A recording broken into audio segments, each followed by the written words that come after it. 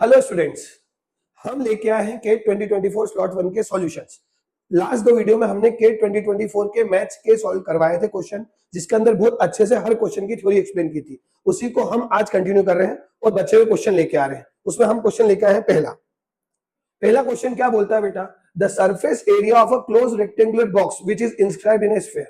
बेटा एक स्फीयर दिया है, उसके अंदर एक क्लोज रेक्टेंगुलर बॉक्स है, मतलब क्यूबॉइड है, हाँ है ना, ठीक है ना, जिसका सरफेस एरिया कितना है बेटा 846। अगर अपन थोड़ा सा सोचे तो surface area of cuboid is 2LB plus BH plus HL equal to कितना देगा बेटा 846, हाँ है ना, क्लियर है यहां तक। फिर क्या बोला है, and the sum of the length of all its edges is 144 centimetre, sum of all sides. अगर गोल से क्यूबॉइड को ऑब्जर्व करते हैं तो अपन को 4 लेंथ दिखती है, 4 ब्रेड्थ दिखती है और 4 हाइट दिखती है। मतलब हर जो है लेंथ ब्रेड्थ और हाइट सब 4 टाइम्स है कि नहीं है, तो उन सबका सम किया अपन ने, तो 4L plus B plus H equal to कितना देखा बेटा 144, हाँ है ना। तो बताओ L plus B plus H कितना होगा बेटा 36 होगा कि नहीं होगा, क्लियर है यहां तक। अब मुझे क्या निकालना है, मुझे निकालना है the volume of the cubic centimetre of the sphere. मुझे स्फीयर का वॉल्यूम निकालना है, क्यूबॉइड का वॉल्यूम नहीं निकालना। मतलब आपको LBH नहीं निकालना है, आपको क्या निकालना है बेटा इस स्फीयर की रेडियस। अब मुझे थोड़ा सा दिमाग पे जोर डाल के बताओ, अगर स्फीयर की रेडियस निकालनी है तो जो डायमीटर होता है वो क्या क्यूबॉइड का डायगोनल होगा कि नहीं होगा, हाँ है ना। और क्यूबॉइड के डायगोनल का फॉर्मूला अपन को पता है बेटा, क्या होता है, डायगोनल का square equal to L square plus B square plus H square, हाँ है ना। और फंडामेंटल आइडेंटिटी से हमें ये भी पता है कि D स्क्वायर E, इसका मतलब होता है L plus B plus H का whole square minus 2LB plus BH plus HL, हाँ है ना। अब गौर से देखो, D स्क्वायर इसकी वैल्यू अपने पास है 36 का स्क्वायर, हाँ है ना, इसकी वैल्यू अपने पास है 846, हाँ है ना। उम्मीद है डी स्क्वायर 36 की वैल्यू बताओगे बेटा 1296 माइनस 846, क्लियर है बेटा। तो इन दोनों का डिफरेंस 0, फिर 5, 450, तो डी स्क्वायर इक्वल टू आया 450। तो मुझे बताओ डी कितना आएगा 450 का स्क्वायर रूट। तो बेटा 450 का स्क्वायर रूट कितना होता है बेटा 15√2। अरे 450 मतलब 225 इंटू 2, 225 का स्क्वायर रूट 15, 15√2 आ जाएगा कि नहीं आ जाएगा। तो डी आ गया, तो अपन को तो आर चाहिए था, आर कितना है बेटा 15/2√2, हाँ है ना, क्लियर है। अब मुझे बताओ वॉल्यूम, वॉल्यूम का फॉर्मूला कितना होता है बेटा 4/3 पाई आर क्यूब, हाँ है ना। तो 4/3 पाई आर कितना है बेटा 15/2 इंटू √2 इंटू 15/2 √2 इंटू 15/2 √2, हाँ है ना। अब देखो इन दो √2 से 2 कैंसिल, इस 2 से ये 4 कैंसिल, हाँ है ना, और इससे ये कैंसिल 5। तो बचा क्या 15 इंटू 15 225 इंटू 5√2 बचा कि नहीं बचा। 225 इंटू 5 कितना होता है 1125√2 और साथ में पाई था, तो ये पाई। तो क्या आंसर आगे कि नहीं आगे 1125 पाई√2, क्लियर है। देखो केट में कितना लड्डू क्वेश्चन आया था कि नहीं आया था। बस अगर बेसिक फॉर्मूले याद है तो क्या क्वेश्चन समझ में आ जाएगा कि नहीं आ जाएगा। चलो एक और करते हैं, ठीक है। क्या बोला है, consider two sets, set theory का क्वेश्चन है। Consider two sets A equal to 2, 3, 5, 7, 11, 13 and B set दे रखा है 1, 8, 27। लेट F, जो सेट थ्योरी का क्वेश्चन था वो किस में कन्वर्ट हो गया फंक्शन में। Let F be the function from A to B such that for every element of B in B where at least one element of A in A such that F of A, F किसका function है A का, जो answer किसका दे रहा है B दे रखा है, then the total number of such functions is possible। पहले सेट से स्टार्ट हुआ, फिर कहां पहुंच गया फंक्शन में। पर अगर आप इसको गौर से पढ़ोगे ना तो ये सेट का क्वेश्चन है ना फंक्शन का, ये है सिंपल सा परम्यूटेशन कॉम्बिनेशन का क्वेश्चन। कैसा है परम्यूटेशन कॉम्बिनेशन क्वेश्चन, कि हर एक A की इमेज B से रिलेट करनी है और B का कोई भी एलिमेंट खाली नहीं रहना चाहिए। मतलब आपको ये 6 चीजें किसमें डालनी है, बी में डालनी, मतलब 3 बॉक्सेस में डालनी है और कोई भी बॉक्स एम्प्टी नहीं होना चाहिए। तो अगर थोड़ा सा परम्यूटेशन कॉम्बिनेशन लगाए तो क्या क्वेश्चन इजी पड़ जाएगा। कैसे, तो बेटा ये 6 चीजें हैं, इन 3 बॉक्सेस में डालनी है। अब इसके लिए पहली चॉइस कितनी हुई कि इन 6 में से कोई भी 4 इस प्लेस पर आ सके, हाँ है ना। फिर बची कितनी बेटा 2 बची हैं, तो 2 में से 1 यहाँ आ जाए और 1 में से 1 यहाँ आ जाए, तो क्या तीनों फिल हो जाएंगे कि नहीं हो जाएंगे, क्लियर है यहाँ तक। तो अब 6C4 को अगर मैं सॉल्व करता हूँ तो कितना आता है बेटा 6 इंटू 5 अपॉन 2 इंटू 1। 2C1 को सॉल्व करता हूँ कितना आता है 2, और 1C1 मतलब 1, हाँ है ना। तो ये कितना हुआ बेटा 15 इंटू 2, क्लियर है, कितना आया 30। पर ये पोजीशन यहाँ के लिए भी हो सकती है और यहाँ के लिए भी हो सकती है, मतलब इसके लिए भी कितनी चॉइस 3, तो मतलब टोटल केस कितने होंगे बेटा 30 इंटू 3, क्या 90 होंगे कि नहीं होंगे। तो पहले केस में जब एक को 4 जा रही है, एक को एक, टोटल कितने केस होंगे 90। पर क्या इसी केस को अपन ऐसा भी समझ सकते हैं कि यहाँ पे कोई 3 आई, 3 में से यहाँ पर कोई बचे कितनी 2 आई, और बचा हुआ अपने आप 1C1 यहाँ आ गया कि नहीं आ गया। तो इसको सॉल्व करते हैं बेटा, 6 into 5 into 4 upon 3 into 2 into 1 plus 3C2 मतलब होता है 3, 1C1 मतलब 1 होता है। तो कितना बेटा 20 इंटू 3 कितना है बेटा 60। पर क्या आपको ये पता है ये पोजीशन यहाँ पे भी आ सकती है, यहाँ पे भी, मतलब तीनों आपस में इंटरचेंज हो सकते नहीं हो सकते, तीन चीजें आपस में इंटरचेंज। देखो यहाँ पे 1 1 था तो 3 पोजीशन थी, पर यहाँ पे तीनों ही अलग है, यहाँ पे कितना आ रहा है 3, यहाँ 2 और यहाँ 1, पर ये पोजीशन आपस में इंटरचेंज हो सकती है। तो कितना फैक्टोरियल आएगा 3 फैक्टोरियल।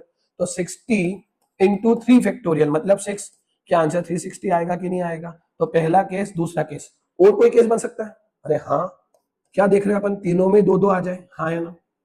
तो तीनों में अगर 2 आई तो 6 में से 2 यहाँ चली गई, बची कितनी 4 में से 2 यहाँ चली गई, और बची हुई 2 में से 2 यहाँ चली गई कि नहीं चली गई। कितना आएगा बेटा 6C2, तो 6 इंटू 5 डिवाइड 2 इंटू 1 कितना आया 15। फिर 4C2, 4 इंटू 3 अपॉन 2 इंटू 1 कितना आया 6, और 2C1 मतलब 1, मतलब कितने केस हुए यहाँ पर, यहाँ तो 90, और सब बराबर है तो आपस में कोई इंटरचेंज नहीं होगा, तो 90 और हो गए। तो 90 प्लस 360 प्लस 90 कितना होता है बेटा 540 होता है कि नहीं होता है। तो आंसर इज 540। था लड्डू क्वेश्चन, स्टार्ट सेट थ्योरी से हुआ और खत्म पीएनसी पे हुआ। तो आपको सब कुछ कंसेप्ट आना चाहिए, क्लियर है बेटा। आगे एक और करते हैं, क्या बोला question, for every natural number n let an be the largest integer not exceeding root n। आपको वो इंटीजर निकालना है जो रूट n से छोटा है, ठीक है। Then the value of a1 से a50 तक का सम निकालना बेटा। क्वेश्चन देखने सोचने में बहुत टफ है, वाकई में टफ है, पर अगर समझ में आ जाए तो थोड़ा कैलकुलेशन करोगे तो आंसर आ जाएगा। देखो कैसे, अब मुझे अगर a1 निकालना है तो what is the value of a1, root 1 मतलब 1 आएगा कि नहीं आएगा, क्योंकि रूट 1 मतलब 1 से बड़ा, तो रूट n से बड़ा तो नहीं है। चलो अपन ने लिखा a2 इज रूट 2 मतलब 1.414, और आपको तो इंटीजर चाहिए, मतलब इसका आंसर भी कितना आएगा 1 आएगा कि नहीं आएगा। a3 रूट 3 मतलब होता है 1.732, इसमें भी इंटीजर से बड़ा नहीं, मतलब इसका आंसर भी 1। a4 इज रूट 4 मतलब 2। अरे क्या देखते हैं अपन कि a1 से a3 तक का सम कितना आया बेटा, 1 कितनी बार आया 3 बार, फिर 2 चालू हो गया कि नहीं हो गया। अब उम्मीद है आपको पता होगा कि हर जो स्क्वायर होता है वो ऑड टाइम चलता है, मतलब 1 अगर 3 बार है तो 2 कितनी बार आएगा 5 बार, 3 कितनी बार आएगा 7 बार, फिर 4 कितनी बार आएगा। बात समझ में आ रही है। याद है कुछ धुंधला धुंधला सा कि जब अपन करते हैं कि ऑड नंबर का सम हमेशा n स्क्वायर होता है, तो n स्क्वायर हमेशा ऑड नंबर पे चेंज होता है कि नहीं होता है। तो अपन ने फट से देखा 1 कितनी बार है 3 बार, 2 कितनी बार है बेटा 5 बार, 3 कितनी बार आएगा 7 टाइम्स, 4 9 टाइम्स, 5 कितने टाइम्स है बेटा 11 टाइम्स, 6 कितने टाइम्स आएगा बेटा 13। अब 7 मतलब पहुंच गए 49 पे, कहां पहुंच गए 49 पे, तो A49 का रूट कितना हुआ बेटा 7, और A50 का रूट कितना हुआ 7 पॉइंट समथिंग, तब भी आंसर 7, तो 7 अल्टीमेटली सिर्फ 2 बार ही आएगा, हाँ है ना। अब मुझे इन सबका नेचुरल नंबर का सम निकालना है। आया लॉजिकल क्वेश्चन है लॉजिक्स, तो बस कर दो multiply, 1 into 3 plus 2 into 5 plus 3 into 7 plus 4 into 9 plus 5 into 11 plus 6 into 13 plus 7 into 2, ठीक है। तो 3 plus 10 plus 21 plus 36 plus 55 plus 78 plus 14, कर लोगे सॉल्व बेटा। देखो 13 13 plus 21 34 plus 70 70 plus 125 125 plus 70 203 plus 14 217, तो आंसर इज 217। क्या आ जाएगा कि नहीं आ जाएगा, क्लियर है बेटा। सिंपल सा नंबर थ्योरी क्वेश्चन जिसमें थोड़ी सी प्रॉपर्टी अगर आपको पता तो आप आंसर आ जाएगा कि नहीं आ जाएगा। चलो एक और करके देखते हैं, ठीक है। क्या बोला उसने, the sum of all real values of k for which this, question पढ़ के समझ में आया किसका क्वेश्चन है, सर्ट्स एंड इंडाइसेस का। उसका सिंपल सा लॉजिक, अगर बेस सेम होता है तो पावर प्लस होती है कि नहीं होती है, तो करते हैं, ये 1/8 की पावर k इंटू ये होता है 8 की पावर 5, मतलब 1/8 की पावर 5/3 इक्वल टू 1/8 की पावर 1 इंटू ये 1/8 की power 5 upon k. Base same होता है, पावर प्लस, तो मतलब 1/8 की power k plus 5/3 equal to 1/8 1 plus 5/k, हाँ है ना, बेस सेम हट जाएगा, तो k plus 5/3 equal to 1 plus 5/k। अब मुझे क्या निकालने को बोला उसने, मुझे बोला है कि उन दोनों की जो k की जितनी पॉसिबल वैल्यू उनका सम चाहिए, तो अपन k की वैल्यू निकालते हैं।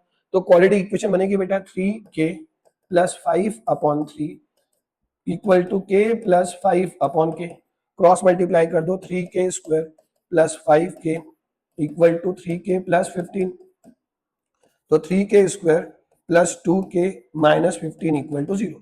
अब मुझे k की पॉसिबल वैल्यू का सम चाहिए, क्वाड्रेटिक इक्वेशन, दो root alpha beta, sum of the root minus b by a, तो क्यों k की वैल्यू निकालना, आपको सम चाहिए, सम का डायरेक्ट फॉर्मूला आ जाएगा कि नहीं आ जाएगा, sum of the root alpha plus beta is always equal to minus b upon a, क्या आ जाएगा कि नहीं आ जाएगा, 2/3। क्लियर है, तो एक और लड्डू क्वेश्चन था कि नहीं था, तो केट में ऐसे क्वेश्चन लड्डू आते हैं, बस आपकी ट्यूबलाइट जलना चाहिए, जहां ट्यूबलाइट जली आपका काम हो गया। क्लियर है बेटा, एक और करते हैं, आओ, ठीक है, इस क्वेश्चन को ध्यान से पढ़ना, ये क्वेश्चन भी सर्च एंड इंडाइसिस का क्वेश्चन है, पर जब भी आपसे इस टाइप का क्वेश्चन आए तो कंपैरिजन करना पड़ेगा। कैसे, if a plus b root n is a positive square root of this, इसका पॉजिटिव स्क्वायर है, तो क्या अपन ने सीखा सर्च एंड इंडाइसिस में पॉजिटिव स्क्वायर रूट कैसे निकालते हैं। तो देखो, अगर कोई भी नंबर है तो ये माइनस में, तो a माइनस बी का whole square equal to a square plus b square minus 2ab।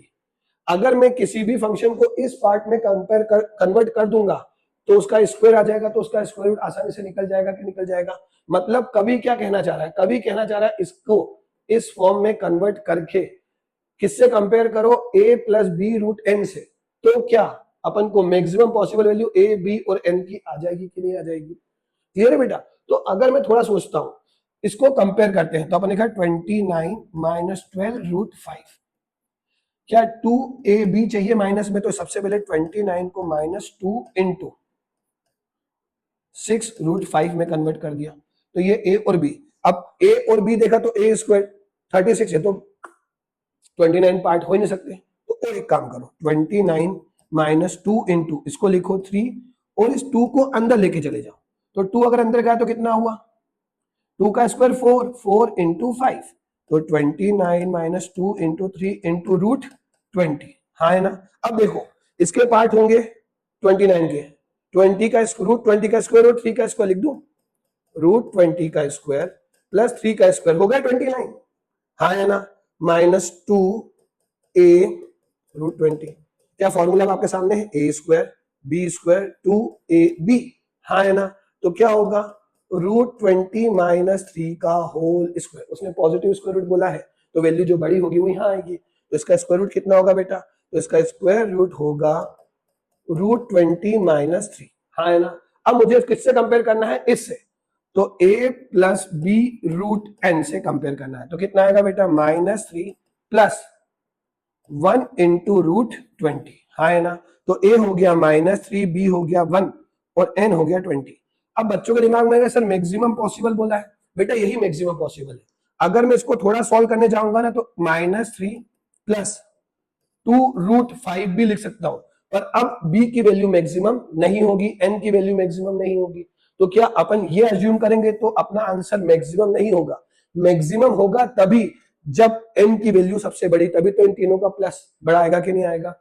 तो a हो गया माइनस 3, b हो गया 1, n हो गया 20, तो मुझे किसका निकालना है, a plus b plus n, तो माइनस 3 प्लस 1 प्लस 20, तो answer is 18।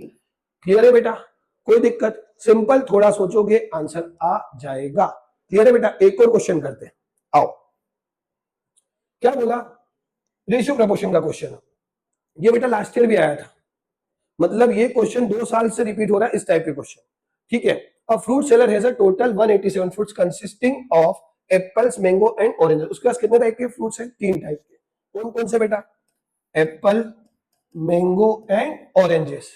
The number of apple, mango and oranges are, apple and mango are in the ratio of 5:2, ये दोनों 5:2 मतलब ये हो गया 5x और ये कितना हो गया बेटा 2x। तो ये कितना होगा 187 माइनस 7x। हाँ है ना, ये नहीं, यहां तक तो तीनों की कहानी आ गई बेटा अपने पास। आफ्टर सी सेल 75 एप्पल्स, इसने सेल किया 75 ये बेच दिए, 26 मैंगो बेच दिए and half of the oranges, मतलब 187 माइनस 7x का आधा बेच दिया है। हाँ है ना।